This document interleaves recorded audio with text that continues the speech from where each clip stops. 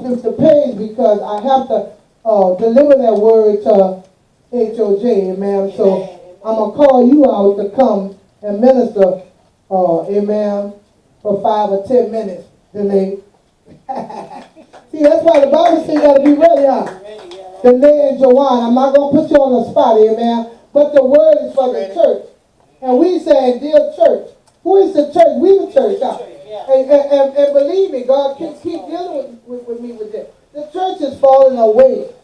The church is falling away because the church is running after the things of the world. And we're supposed to be seeking the kingdom. We're supposed to seek after the kingdom. What is the kingdom? God's will. We're supposed to seek the things of the kingdom, God's will. And peace and joy and full of the Holy Ghost. Amen. And we're not seeking the things of God. We're not even being delivered. Amen. Because if the enemy could come and buff you like that, when he gets you thrown off, something is wrong. Amen. What, you got a word there? You got a word there? No, your wife got that tablet open. Come, let me see what you're talking about. You ready? Oh, y'all ready? Go ahead here. She got her little tablet. Come on. Yeah, well, come on. You going to come too. Come on, Danae. You got a word? I pray that God deposits something in your spirit. You don't never know how God's going to move up in this ministry. Come on. We don't follow programs and stuff. We don't have programs. Good morning, church. Good morning. It's crazy because I knew something was going to happen like this. I was sitting at my job last night. That's why I was late for church because I had to work overnight. And I was just studying the Word of God. And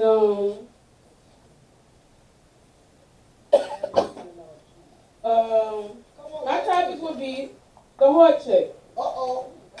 That's a good one there. Check our hearts. The heart check. Come on here. Subtitle would be The Giver. But first, my obedience to God. Second, to His daughter, Son, Jesus. Third, to the Holy Spirit that abides in you and me. To my apostle. Amen. To you, my brothers and sisters in Christ, the fivefold ministry. I greet y'all. My title today would be Heart Check. And the subtitle would be The Giver. All right. Turn to Luke chapter 6, starting at verse 36.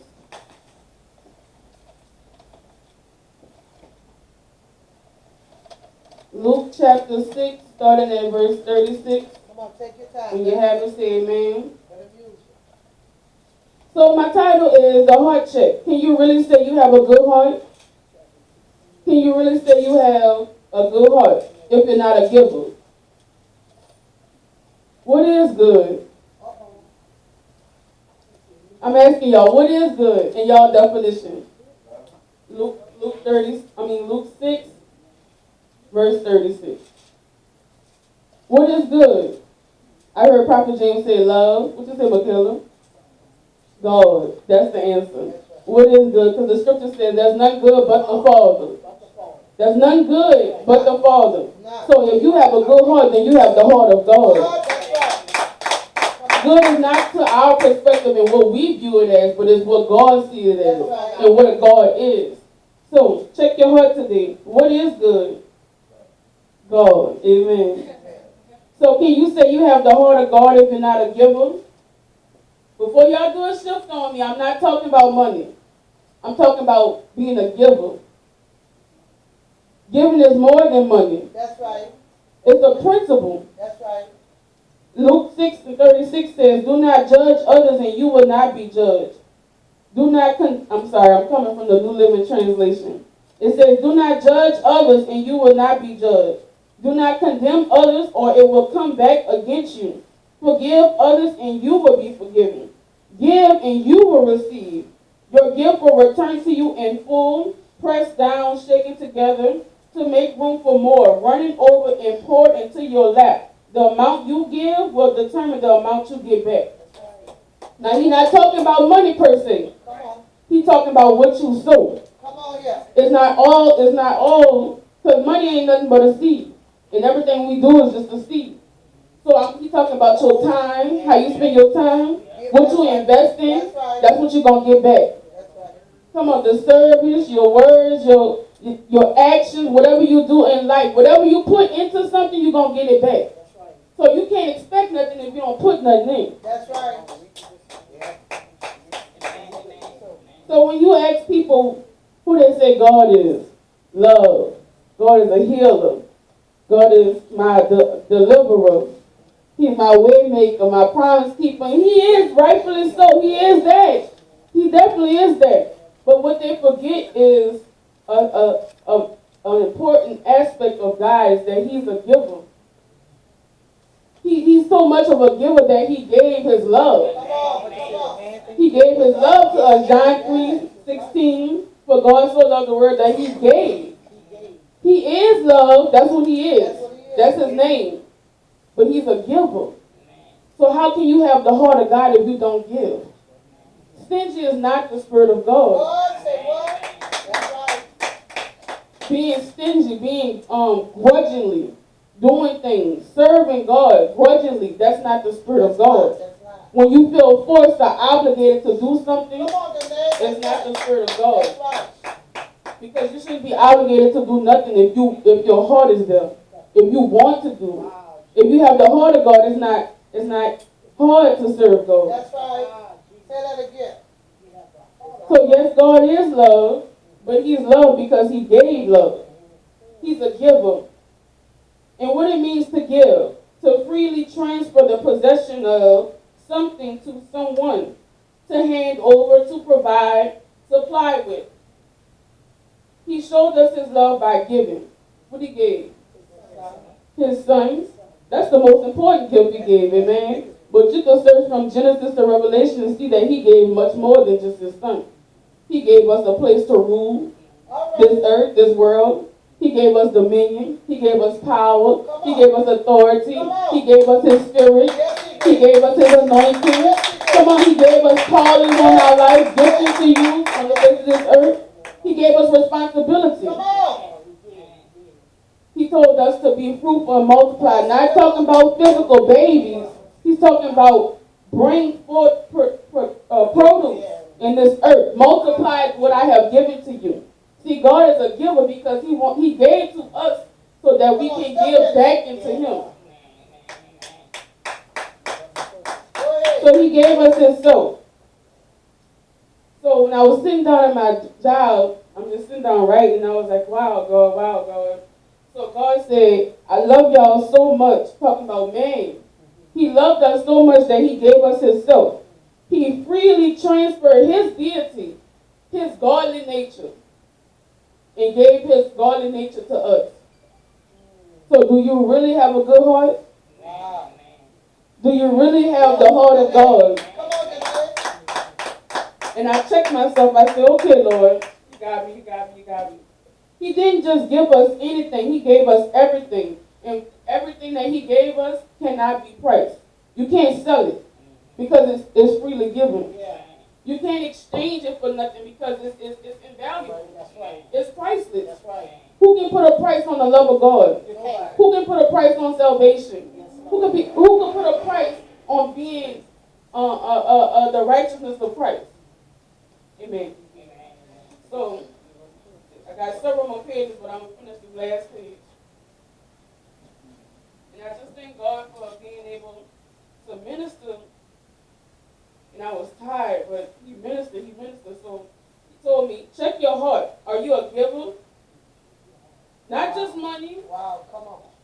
Not just time, not just service. Oh, I come to church every Sunday, every Tuesday, every Friday. But are you a giver? Like Apostle said in ministry class, we are witness everywhere we go. We make a deposit. Are you a giver? Are you stingy, holding what's given to you? The first thing that comes to my mind, the first thing that comes to our mind is money. Because that's where our treasure is. That's what we love the most. And the Bible says, where your treasure is, there your heart will be also. So that's why the first thing comes to mind, oh, I don't have no money to give. It's not about money. It's about serving. It's about giving what God has placed in you and being fruitful and multiplying the gift, the talent, the anointing, the calling that's on your life and being a blessing to what He called you to rule. The principle of giving is that you should get out of something what you put into something. So you can't expect to receive what you're not first putting out. Amen. So what you got out of it? Because I thought, when God give us message, it's for us first. So what you receive? The rest of my sermon. Yeah. The rest of it. Yeah, you got something out of it.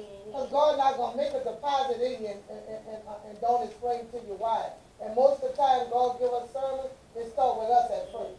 It starts with us, within us. Because it got to start with us in order for us to be able to relate it out to the other people. That was a blessing. And I thought about when you said that about the man that had the talents. The men that had the talents.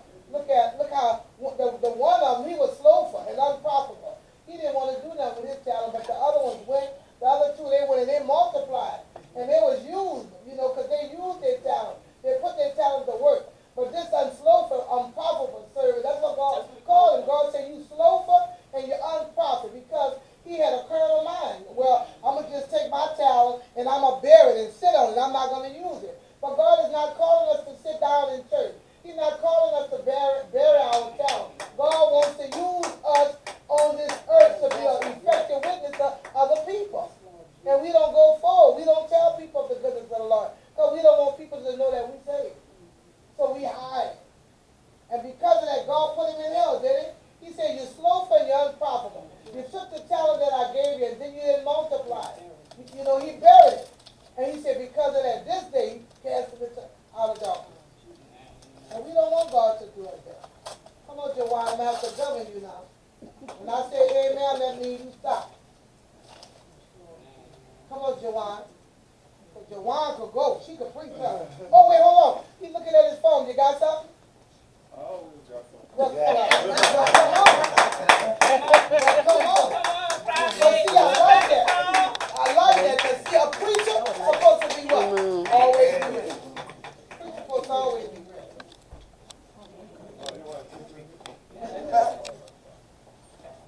A preacher's supposed to always be ready.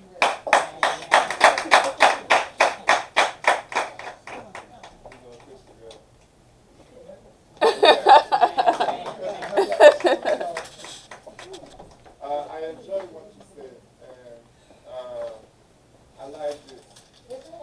I like this because I was saying that to my wife. It makes everybody to always get ready because you never know. That's right. That's when right. you're going to be put on the spot. That's right. And it makes people to grow. Yes. What that make people do? To grow. To grow. I love that. To grow. That's what we're about. Yeah. Okay, thank you.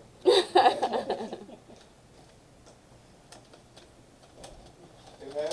Amen. So the Lord is taking me to exactly towards what she was saying. Come on, man. So bring a little more insight. Amen? Amen.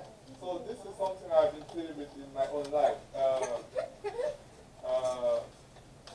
have a giving life, because giving is what made me what I am today. Wow. Giving is what took me where I am today. Come on, minister. So I want to read from the most popular verse, from the most popular scripture, and I will get another perspective. Amen? Amen. How many people know about Psalm 23? It's one of the most popular, right? So today I won't say God is my shepherd. This is not where I'm going from. I will read from the last verse. And the last verse is verse 6. Surely goodness and mercy shall follow Watch it you there. all the days of your life. Come on. Goodness and mercy shall follow me all the days of my life. Now, what is goodness and what is mercy? This is where I'm going from. Amen. Come on. Amen. Yes, Lord. So today, when you leave this place, you will have an idea of what is goodness and what is mercy. Because whenever we read this passage of the scripture, this part of the scripture, we always focus on the top.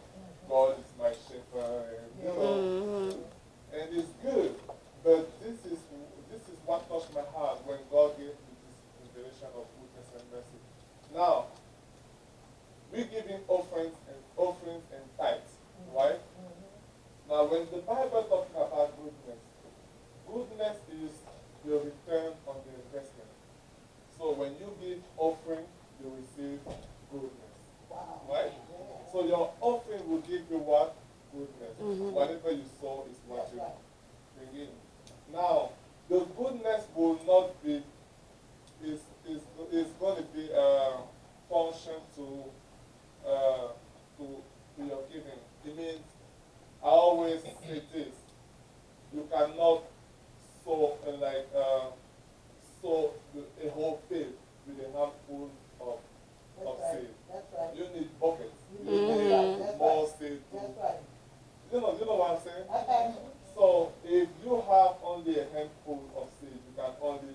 so much. That's right. But if you want a big harvest, mean acres of land, you Come on, need get your bucket. more seed. Yes, that's And right. then Yes. you're going to have more harvest.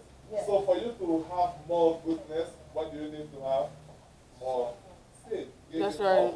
You understand? So it's not about, many people don't like this issue, but this is the truth of the matter. If you don't give, you don't receive. That's the right. word. That's right. That's the If word. you don't give, Come you on. don't receive. Come on. And I never wait. Now I slow down a little bit because I have a whole family there. You know, you need to involve your wife in what you're doing, you know. But before I got married, I had no limit. There is nothing I could not give for God. Wow. Nothing. I used to give everything I have to just give away. But it was always coming back 100-fold. Wow. Yeah. All 100-fold return. Amen. So I am a product of that, and it works. And and the reason why I did that is because I saw it working in other people's lives, and it actually works. So now, your goodness is about your offering. Wow. Wow.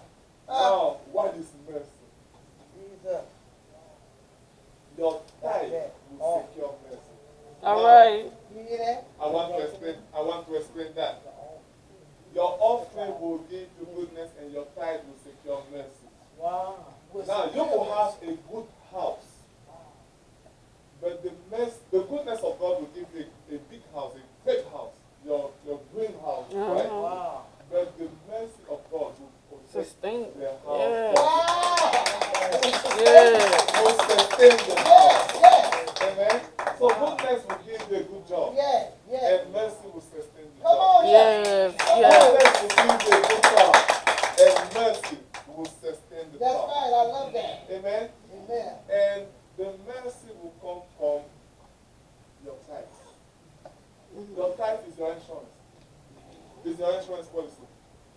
Your tithe is Y'all hear that? How your tithe is your insurance. your tithe is what God will hold on when the devil is coming to That's right. God. God will That's remember your tithe. Wow. That's true. Amen. Yeah. So when David said, "Let goodness and mercy," many people go with goodness Yeah. and they leave. Yes. They will come to church, they will receive the word, That's they right. will receive the prayer, and they will receive goodness, and they will leave. That's right. But little did they know They have that no when insurance. you have goodness, you need mercy. Hey, they go together. They go together. Amen. So whenever God gives you goodness, that's not it. Don't just live and just go about your business and forget about God. You need mercy. That's right. Because there's always a day where you're going to be afflicted. And when you have mercy, you're going to say, like David said, I'm glad that I was afflicted. That's right. You're going to come out of it alive. You're going to come out of it victorious. Because you have mercy. So I want to encourage you to give in church. No matter what people say about preachers, that preachers are stealing money or whatever, some people do. But the truth of the matter is that the devil is using that to stop people from receiving blessings. That's right. That's So the devil is using what bad people do. As a matter of fact, he's behind that. For people not going to church again, for people not stop giving to church, and because the devil know that when the people stop giving, the people will not be blessed. Yeah.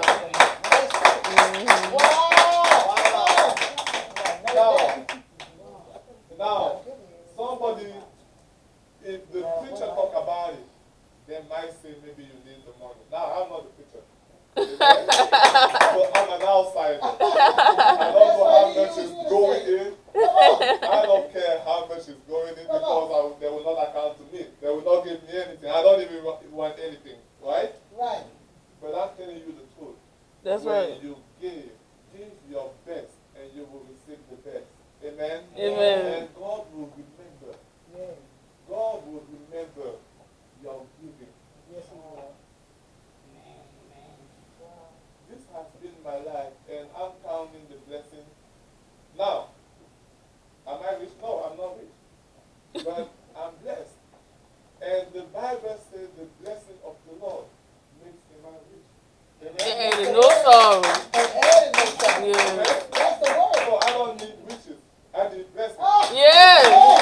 Yes. Yes, I got that. The blessing Yes. of the Lord makes what? Make it rich and added no sorrow. And I need goodness and I need mercy. Yes. Like the word says, let goodness and mercy follow you for the rest of your life. Yes. Amen. Amen.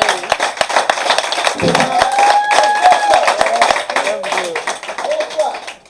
I got that. I need blessings and not riches. Because the blessings are following you all the way to your little while. I need blessings. That's good. Not riches. That was a revelation. That was. That was a revelation.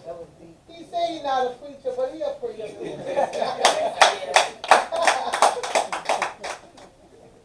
I like that. First, giving honor and obedience to God, who is the head of my life, his loving son Jesus, the angel of this house, overseer and pastor everyone in my absence, and anyone who is here today. I like it.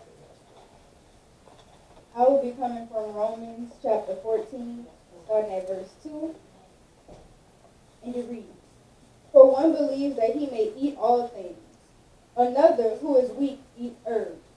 Let not him that eats despise him that eats not, and let not him which eats not judge him that eats, for God has received him." When the Lord gave this to me, he gave it to me as a joke. He gave it to me in a whole nother, I believe it was International English Standard, and he said, "He who only eats vegetables is weak." And he was like, "So you can eat the meat." And I was like, wow. But for one who believes that he may eat all things, not talking about the physical things, but the spiritual things, the word, the rebuke, the conviction. When you can eat those things, what does that tell you? You can handle the truth. You can receive the truth. You can embrace the truth. But the ones who don't want to eat the word, the ones who don't want to fast, who don't want to pray, who don't want to give themselves, if I don't want to give myself, I can't judge you. I can't say to you, "Oh, you shouldn't be doing this, or you doing too much of this." That's not my place. I cannot tell you to. I can't tell that to you because you're doing what God told you to do. You are in the one who eats all things, the one who eats the word, who's fasting, who's praying, who's seeking the face of God, who's in the presence of God. He believes that he can eat all these things. He believes that he can endure the trials and the tribulations. He believes that through God all things are possible.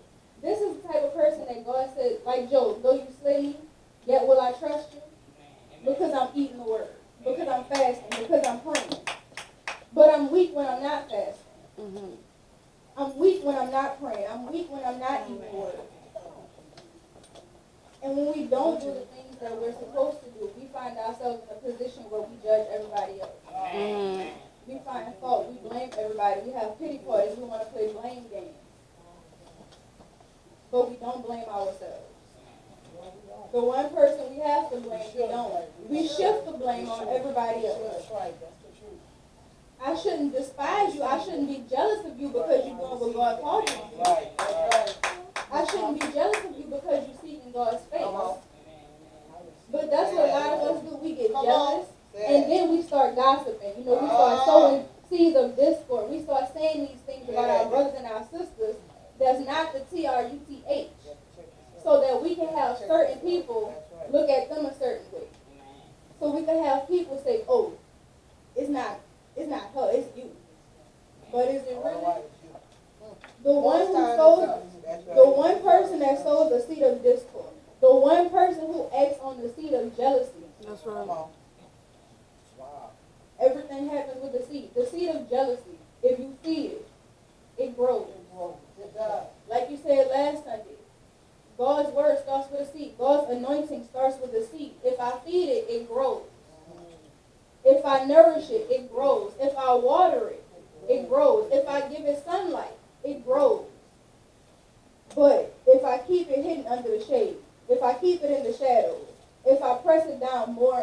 the dirt. You're going to die. That's right. There is no manifestation of it. But if I believe and I eat upon all these things, not just my belief, but I'm stepping in my belief to eat these things. But I'm having faith and saying, God, it hurts, but I'm going to still eat it. Wow. It don't taste good, but I'm good. going to still eat it. It don't feel nice, but I'm going to still eat it. They talking about me, but I'm going to still eat it. Right. They trying to bring me down, but I'm going to still eat it. I don't want to humble myself, but I'm going to still eat it. The ones who eat on the things of God, the ones who receive the word, who receive the rebuke, who receive the conviction, who seek the face of God, these are the ones that God receives. Why? Because I'm seeking after you, God. The rebuke ain't nice. The conviction hurts. The chastisements don't feel good, but I'm still seeking after you. All right. It's something in you that I need from you. It's something I have to gain from you. It's something that I need more than what I was doing for myself.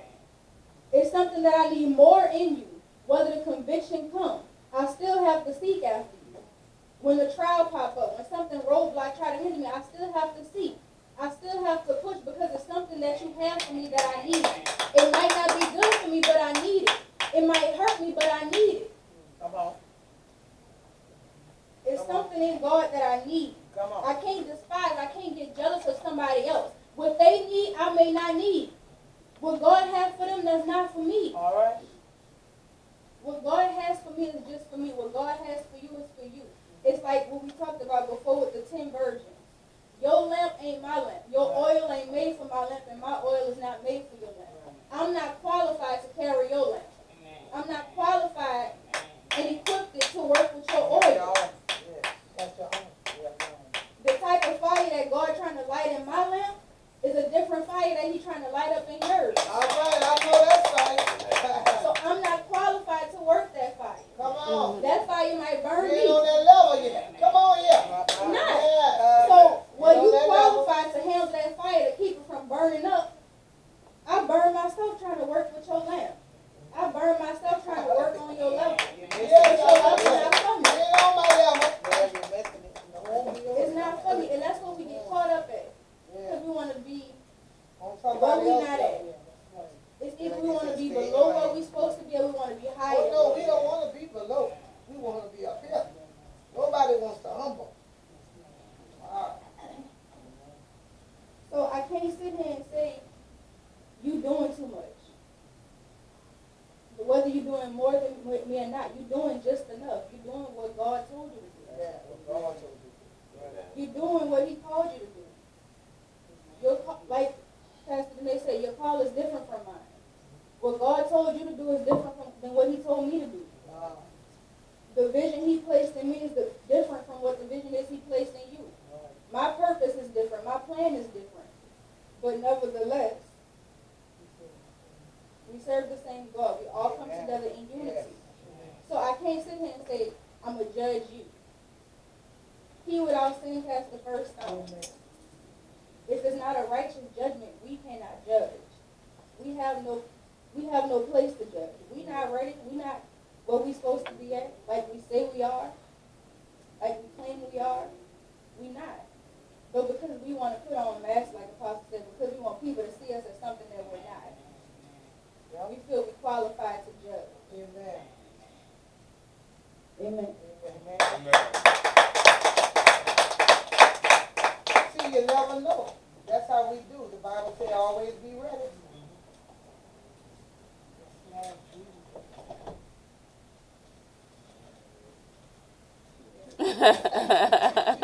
You know, they preachers, when you got preachers, when I say amen, I didn't have to tell the name, amen.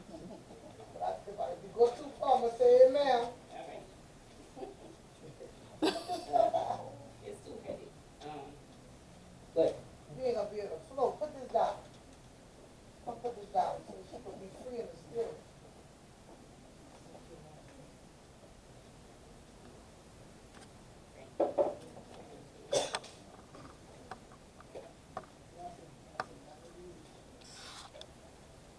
so mine was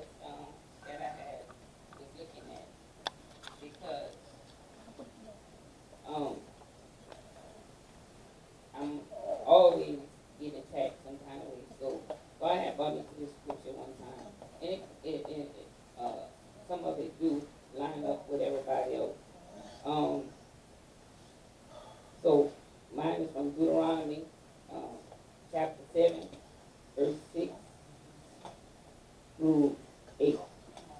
And it's based on that we are the chosen people.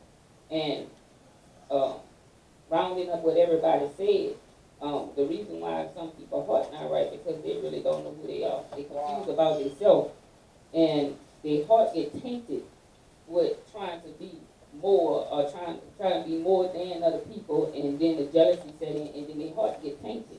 So, but we as a people have been enslaved in the mind, and we don't know that we are a chosen people. So, and it's a generational thing that came down from generations, and that curse hasn't been broken. But God said, for they will turn your sons, that's not the one, I'm sorry, for you are a holy people to the Lord your God. The Lord your God has chosen you to be a people for himself, a special treasure above all the people on the face of the earth. Come on. The Lord did not set his love on you, nor chose you because you were more in number than any other people. For you were the least of all people. And if you look at everybody today, everybody trying to do what the world is doing. But we are the least of the people that are chosen by him are the least. And he wants us to go forward, but we can't go forward because our identity, you didn't lost your identity along the way. We don't know what the word says. So unless we know what the word says, we can't go forward and do the things of God. We so trying to be like somebody else. We trying to be like everybody else. We trying to be like everybody else. So like they say, our heart gets tainted, and then like Mama, basically said we can't go forward and do what God needs us to do because we busy trying to be everybody else. That's right. So if we don't know ourselves, if we don't know our own, that we are a treasure to God, and we are chosen by God, a chosen people, then how can we go forward? Let's go. My husband was telling me, you need to read the Willie Lynch book. I said, well, I didn't heard about it. I didn't kind of saw it. He said, it's amazing how it was a psychological thing. Break the man. Break the head of the house. And then everything else gonna break. So if he break the mind, your mindset, then everything else gonna break. If you break the mind, then everything else gonna break. We are, but if we think less of us, how can we go forward like Brother Paul say and do the things that we need to do? Because, we think we not worthy of being blessed. We think we not worthy of this. We think we not worthy of the things of God. Amen. So we are a chosen people. Come on. And we have to realize that as people that of God, that we are chosen and that we could eat of the good of the land if we just know and identify about who we are. And then he said, but because the Lord loves you, the Lord did not set his love on you nor choose you because you were more in number than other people, for you were the least of all people. But because the Lord loves you, and because he will keep the oath which he swore to your fathers. And we know that he swore to Abraham that, because you obey me, you will have nations numerous as the stars. So that promise is still there. It's still there. It's still there. It's just like the prayer that your grandmother put up to heaven for you. You was out there in the world and stuff, and she said, Lord, protect him. God is going to honor that prayer. If he came with sincere heart and everything, it's still that. It's still a protection. So he's keeping the oath that he made to our fathers way back then. The Lord has brought you out with a mighty hand and redeemed you from the house of bondage. Come on here. Now he done redeemed us, but we still in bondage. Why? You're in bondage in your mind. Because we have an identity crisis. We don't know who we are as a people. We think we're supposed to take less. We think we're supposed to sit on food stamps. We think we're supposed to be on housing all our life. We think we're supposed to be begging. We think we're supposed to be begging and scraping for stuff. No, we're supposed to be more than conquerors. So how can we be up here begging and scraping for stuff, not knowing that we are chosen people? There are people across in the Middle East waiting for us to come back. because they said things can't go forward because we, the chosen people, haven't came back. But how can we come back when you ain't even set yourself? So if we out of order in our mindset and out of order in things in the world and don't know that we chosen, how can we go forward? How can we go forward?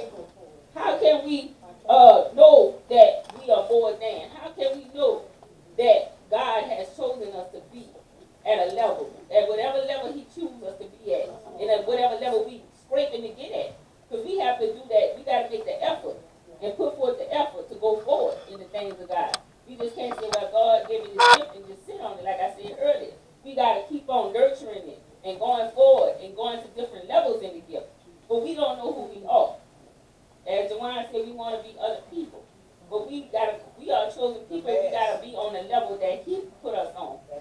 And then, even at that level that he put us on, we still got to go to different levels in that time, in that frame. So we are chosen people, chosen by God. And we have to go forward. We have to set a precedent for everybody else that's out there looking at us. For the babes that's in church. So us that we've been here a long time, that been saved, we have to set that precedent. We have to go forward and do the things of God. But how can we? Because that's what God didn't forgive us. God didn't wash us clean. But yet our mindset still got us in bondage from the things before. When that old things are supposed to be passed away. And everything else is supposed to be new. Your mind's supposed to be renewed. Every day. It's supposed to be renewed every day. You're supposed to check your heart condition every day. If I do something wrong, I can't go without saying, okay, look, I'm sorry, like Denise. Me and Denise, I know Denise been working, I've been working, and what I told you now, I'm sorry, Denise, that me and you haven't talked. I said, but sometimes when me and you would talk, I had to catch myself because some things that we probably would talk about, that was married people stuff, and you're not married. So I had to step back, and that's why I started getting closer to Charmaine, because Charmaine is married. You know, so I didn't want, put you in that position, an awkward position that you don't know nothing. I ain't gonna say you don't know nothing about it, you know of it, but you're not married. I'm not expecting. So we are chosen people. We need to just know that God loves us and that he chose us. And we are a treasure in God's eyes. I thank you.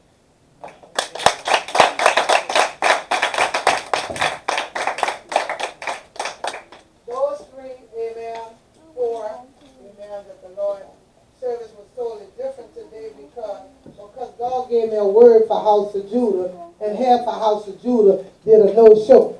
Are you in leadership capacity? You don't let your leader know you ain't coming to church.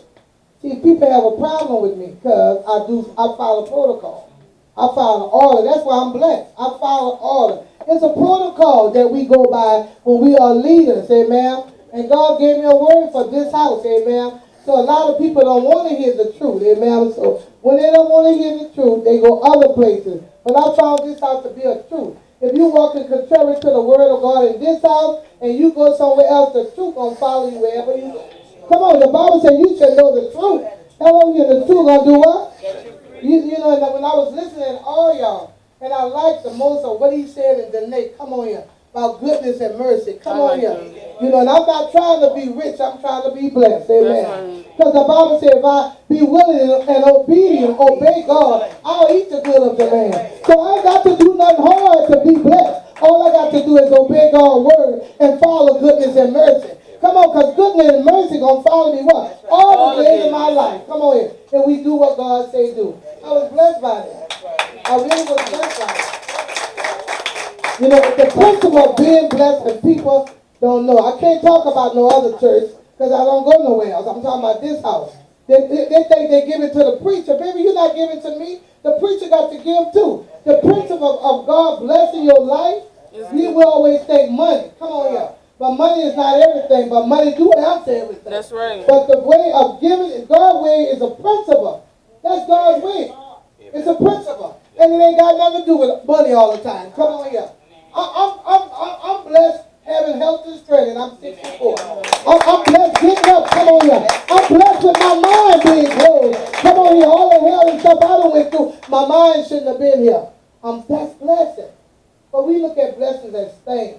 That's what the Lord was telling me last night. Life don't consist in the abundance of things that we possess. You know, we think life is the nice car, That's right. big old fine house, wearing all the jewelry, the nice clothes. That's not life. Amen. I ain't never saw a U-Haul truck at the cemetery. Me either. And you can't take me with you. But God had given me a word, and I looked around. A lot of y'all leaders, y'all be wondering why I don't use y'all. You don't go for. You're not consistent. Them girls called me in the dinner last night and said, "We got what you talking about, then." And I said, "Well, tell me what I'm talking about." Then Michaela, Denaya, and LaQuanda. They said, "We get what you talking about, Pastor." I said, "What I'm talking about?" Girl, they said, "I'm talking about being consistent.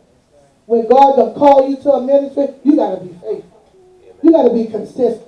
You can't be no in and out, in and out, in and out." And I told him, I said, that's my key word, is being consistent. It's consistent, being faithful. I don't care who here, who ain't here. God called me to build this ministry. And whether you here or not, it don't move me. It don't. It's for God I live and for God I die. This ain't just words. I've been saying this for 50-something years. And I'm 64 years old and I've been saved over 50-something years. You know, we talked about last time. If you've been saved over 10 years and you still at the third level, something wrong with you. Come on. Amen. I give you 5 years in this church to grow. And if you don't grow, it ain't God. And it ain't got nothing to do with the word. It got to do with something that's in us. Amen. People don't want to live saved. I'm telling you. You know, and I'm telling you this and I'm seeing this every day. And I told y'all this Friday in ministry class. The church is backsliding. People's calling wrong right and right wrong. You know, when you had this love for God, we are seeking after the wrong thing. We ain't seeking after no God. That's why God gave me a word for this house last night. But I'm going to give it to y'all with all y'all together. It called Dear Church. Amen. That's what it is, Dear Church. Dear Church, why is the people leaving the church? Who is the church? The people. Hello. Why is the people leaving the church? Why are you leaving God? And you're in the church, but you're still leaving God. Because we the church.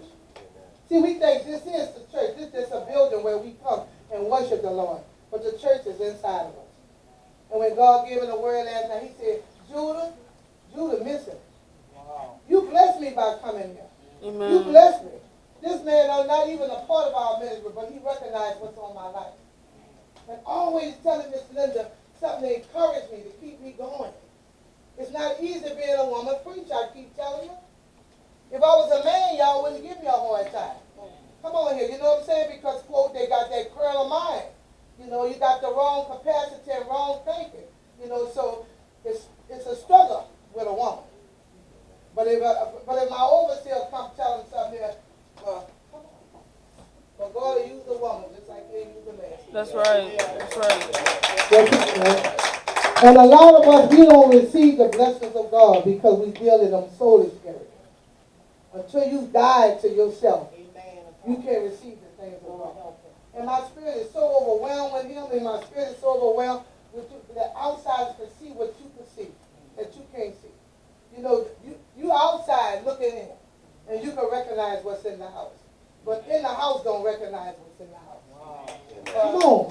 You in the house and you don't recognize that the house is a blessing to you. Hello here. The house is a blessing to you because guess what? The preacher is a blessing to you. Amen. You know why? Because God called us to make deposits.